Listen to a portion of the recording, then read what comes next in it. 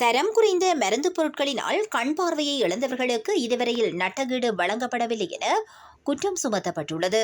அரசாங்க வைத்தியசாலையில் தரம் குறைந்த பிரிட்மிஸ்லோன் என்ற மருந்து வகையை வழங்கியதனால் சிலர் கண் பார்வையை இழக்க நேரிட்டமை பெரும் சர்ச்சையை உருவாக்கியிருந்தது.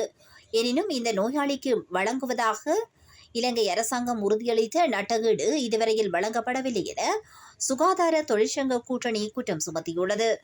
இந்த மருந்தினால் கண் பார்வையை இழந்தவர்களுக்கு சிகிச்சை அளிப்பதற்கு தேவையான மருந்து வைத்தியசாலையில் தட்டுப்பாடாக காணப்படுவதாக தெரிவிக்கப்படுகின்றது.